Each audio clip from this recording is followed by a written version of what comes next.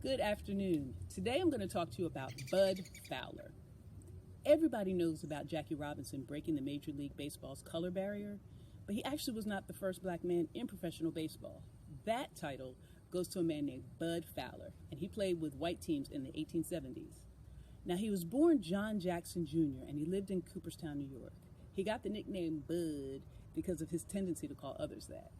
No one really knows why he changed his last name. But he was a great pitcher and a great second baseman, and he spent most of his career with white clubs.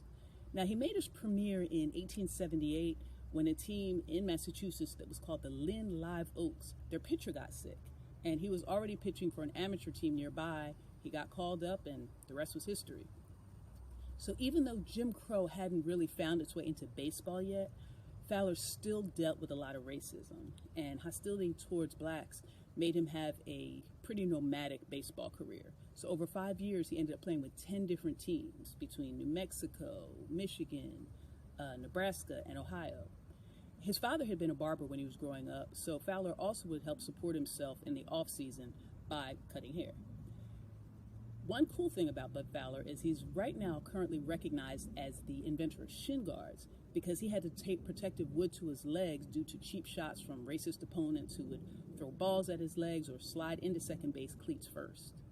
Now, in 1895, he created a all-black team, and they were called the Page Fence Giants, and they mostly played inferior white teams. They did eventually have an exhibition game against the Cincinnati Reds, and that was really the only time he faced any major league competition.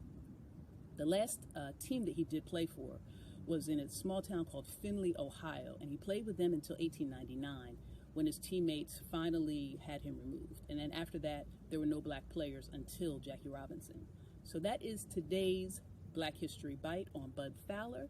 If you'd like that or like more information, you can choose to look at it on our website at blackbeforeyou.com, empowering our future by honoring and preserving our past. This is Kim. Have an amazing day.